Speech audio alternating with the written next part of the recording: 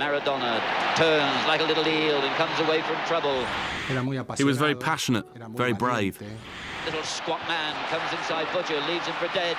Outside Bennett. Genius. Leaves him for dead and puts the ball away. Technically, I think he was the most perfect player in the history of football. And that is why Maradona's the greatest player in the world. The impressive thing about Maradona was his ability with the ball. He was very skillful and had great vision. I've never seen any other player do the things that Maradona could do.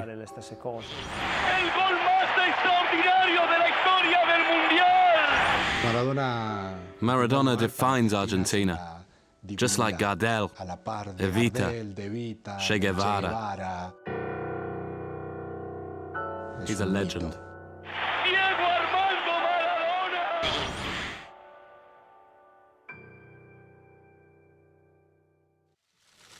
Diego Maradona, the player of the 20th century, according to an internet poll run by FIFA in 2000. And who could argue with the majority choice? Diego Maradona brought brilliance to every team he played in. At Argentinos Juniors, he was sensational at the age of 15. He won the league title with Boca Juniors.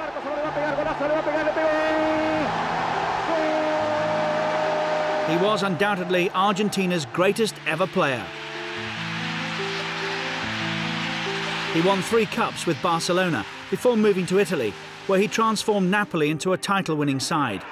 There he won 2 Scudettos, a Coppa Italia and a UEFA Cup. That's quite a record. So was Diego Maradona the best footballer the world has ever seen? Well, my mum always said that I was the best. I just want to be remembered as a good guy. So if some people think I'm the best, or the second best, the third, the 10th, that doesn't really matter too much. But ask the question to any Argentinian, and they will surely say that Diego Maradona is the greatest player that ever lived. But like many of Argentina's heroes, Diego's story started in obscurity. One day, a boy called Goyo Carrizo came up to me and said there was a kid where he lived in Villa Fiorito who was even better than him. And so one afternoon, he appeared with Diego. He was only a little kid, but he made such an impression at training, playing like one of the kids far bigger than him. He was from another planet. He was different. Late 1960s, the Maradona family was living in one of the poorest quarters of Buenos Aires, Villa Fiorito.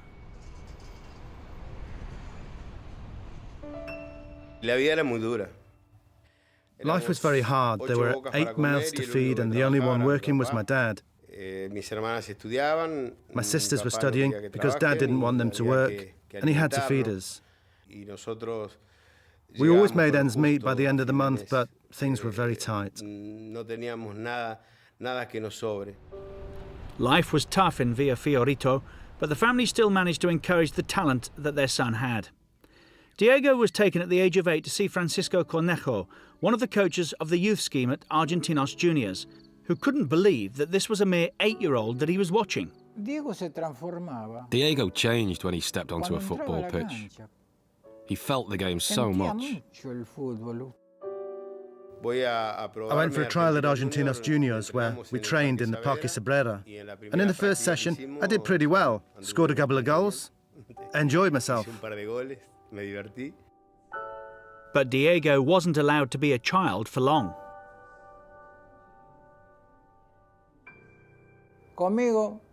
With me, from 8 to 15 years old, he was a fantastic kid. But he moved on. His life and achievements reached another level. He became famous, and my part in his story was done. Diego was clearly destined to become an Argentinos Juniors legend. When he made his debut, he was yet to turn 16, the youngest ever in the Argentine league. It was the stuff that dreams were made of for the young Diego Maradona.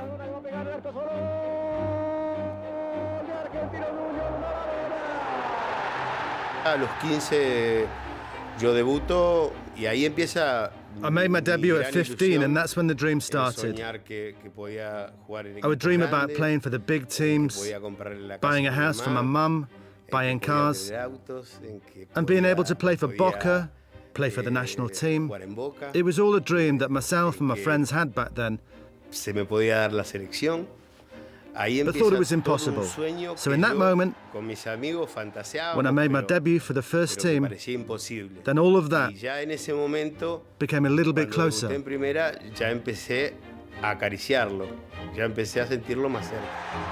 For Argentinos juniors, Maradona scored 116 goals in 166 appearances, a phenomenal record. What happened was that there was no one else to score them, so I had to score. Otherwise, no one else would.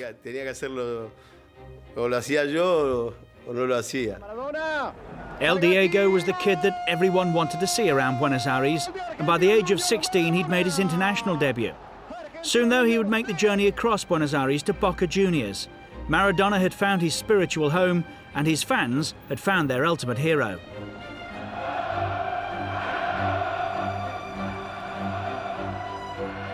It's just a feeling that you can't explain. Maradona, the £1 million teenager, made an impact that Boca Juniors would never forget. I put the Boca shirt on Friday.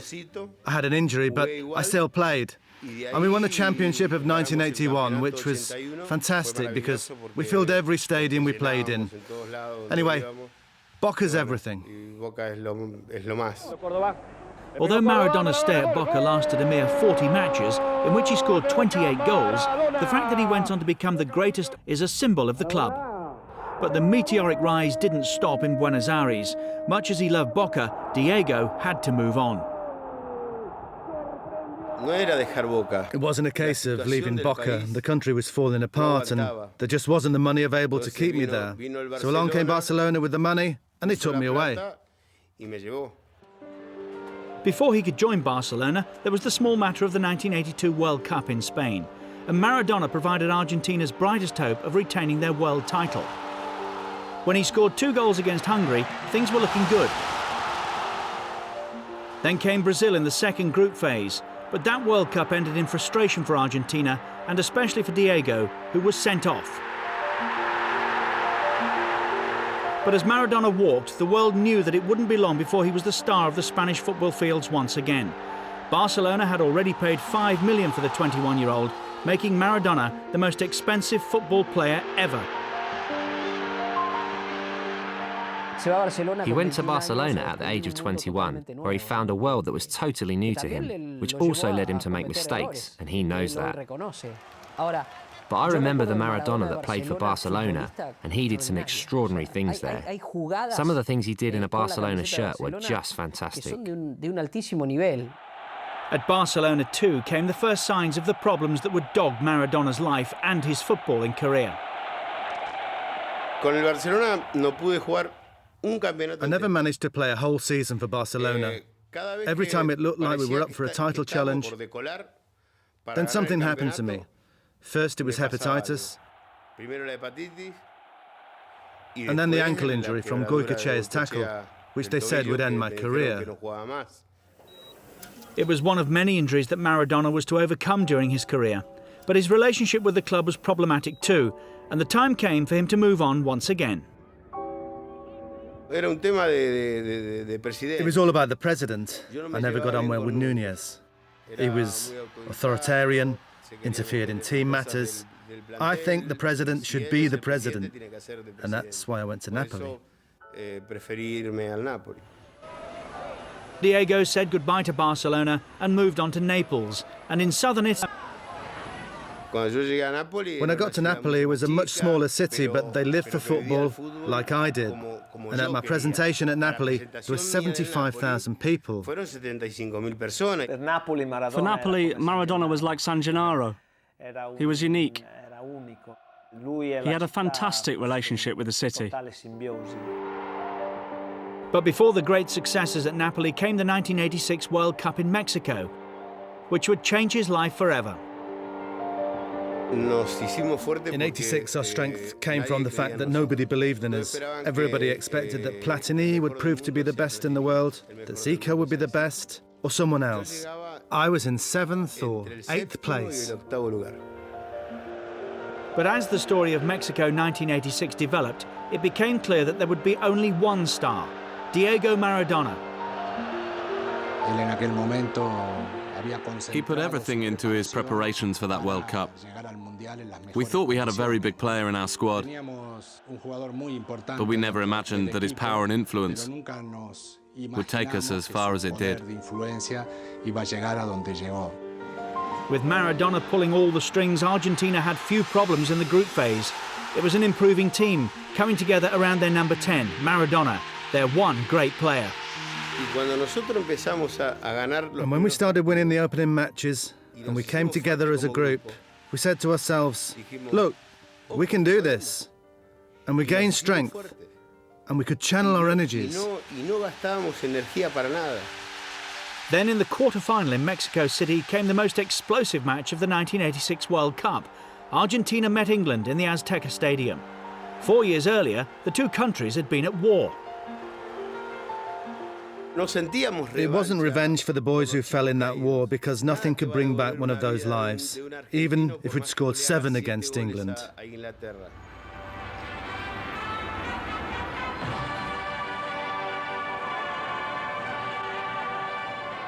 I think that the players were motivated by the chance to prove themselves face to face and with the same weapons, superior to England on a football pitch.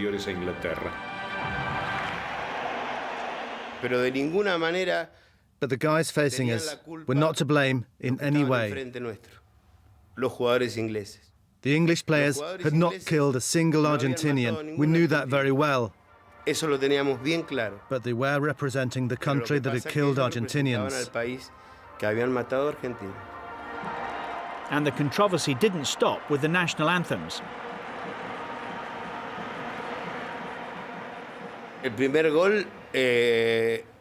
I stole the first goal like a thief. Like I'd stolen their wallets. It was perhaps the most controversial goal of all time. This is how it went for the man who scored it.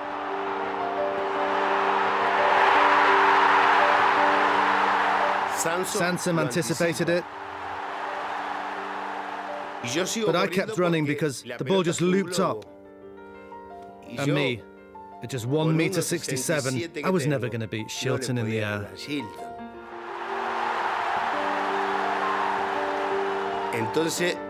So I put my fist up, and I put my head just behind, and Shilton came out with 2 hands.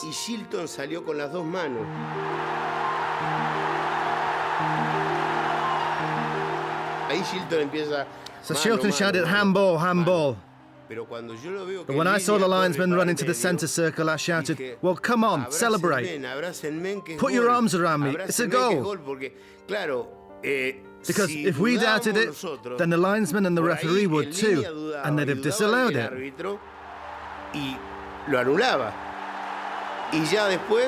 So afterwards, all the English came up to me, wanting me to admit that it was handball, but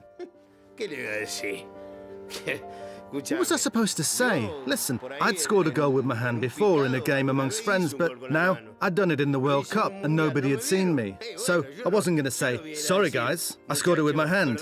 No, what could I say? Handball? Or as Maradona put it, the hand of God. No doubt though about the second goal. When he got the ball, I just said, the genius of world football picks up the ball in midfield.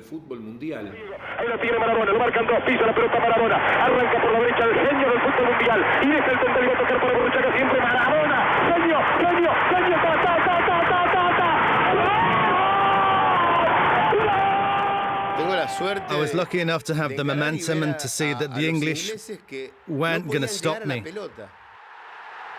No one was going to stop me, not even Tyson.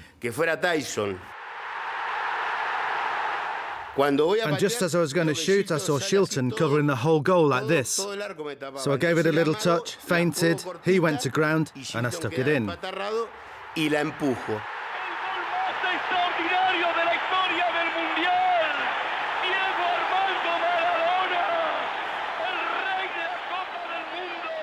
That moment had a great symbolic value for us. And Maradona was transformed into this great patriotic leader, comparable to the national heroes of our independence.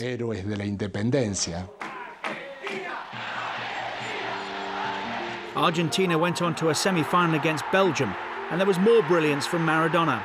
With 2 goals, he put Argentina into the World Cup final once again. And there was no doubt who West Germany would fear most in the final. Maradona had such power that he could influence a match just by his presence, which would destabilize our opponents. He had this power that intimidated the opposition. So another moment of truth in the career of Diego Maradona. The score stood at 2-2 when Maradona put Jorge Burruchaga through for the winning goal. Argentina were world champions once again, but this time it was Maradona who'd led and inspired them. The crowning moment of a brilliant career.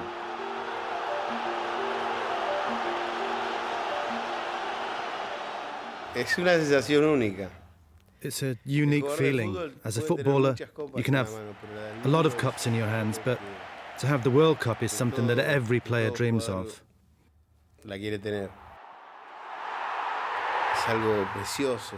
It's a beautiful thing, a unique thing. It's beautiful. 1986, the year when the World Cup was decided more than any other by the presence of one man, Diego Maradona.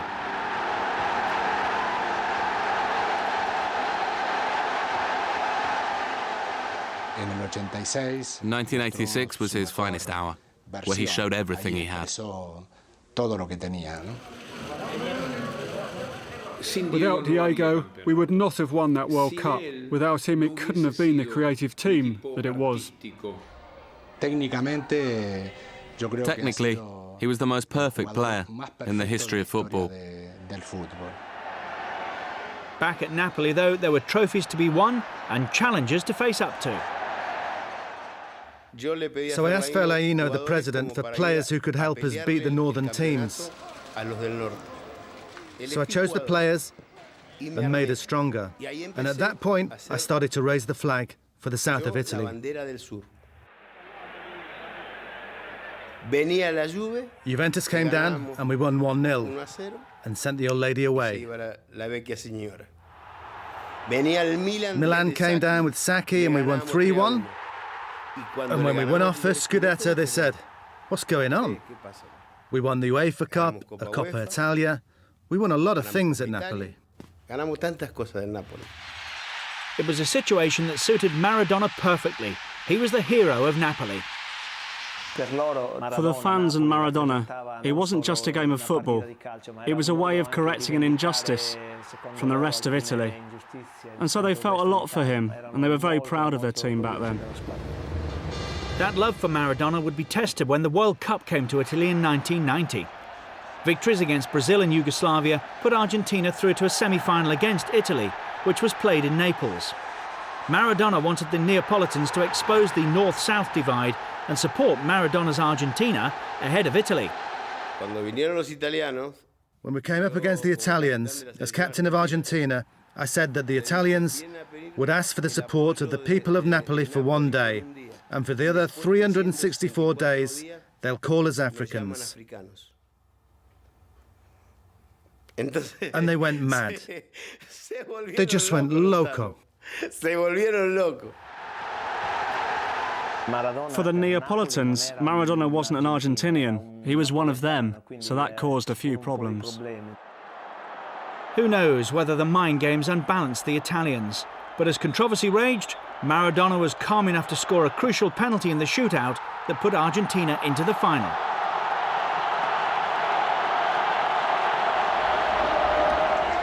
In the Olympic Stadium in Rome, Maradona led his Argentinian side into a second consecutive World Cup final. His mixture of passion and skill was one of the few high points of a disappointing final. But in the end, Franz Beckenbauer's Germany were too strong for Argentina. A penalty from Andreas Bremer 5 minutes from time was enough to take the World Cup away from Argentina. And one of the abiding memories of that World Cup were the tears of Maradona.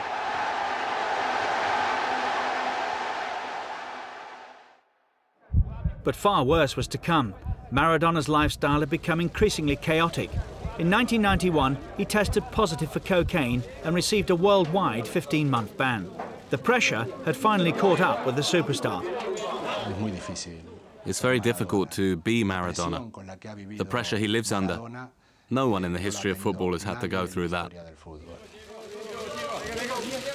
Maradona's life is made up of deaths and resurrections. He's fallen down and then he's got back on his feet, in a symbolic sense, but also in real life. So Maradona, the man who'd once ruled the world of football, was now an outsider to the game he loved. He managed to come back with Sevilla in 1992. Then Argentina needed their talisman for the World Cup in 1994, which was held in the United States. And once again, Diego answered his country's call. I lost nearly 16 kilos. I cut myself off from my family, running 16 kilometers per hour on the treadmill. So for the third time, Maradona led his country into the final stages of a World Cup. It all started well against Greece.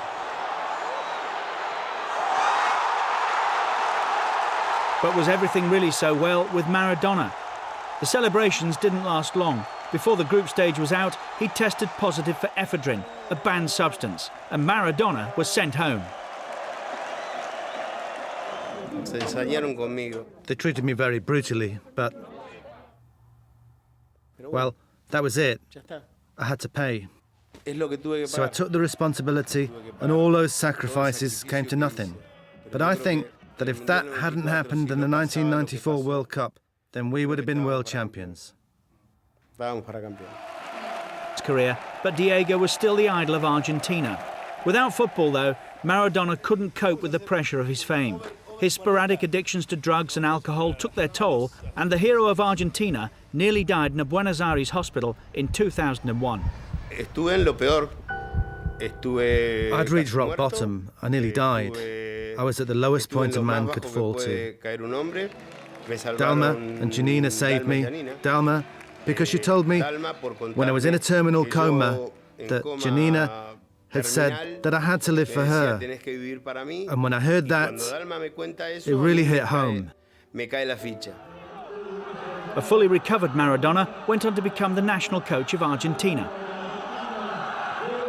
I reinvented myself as a man. I came off drugs, and now I'm the national team manager. You can't ask for more than that in life. And I think that God has given me another chance, which I've got to take. The life of Diego Maradona. As a child, he was plucked from obscurity. He went on to become arguably the best ever. An extraordinary life that was made possible by an even more extraordinary talent.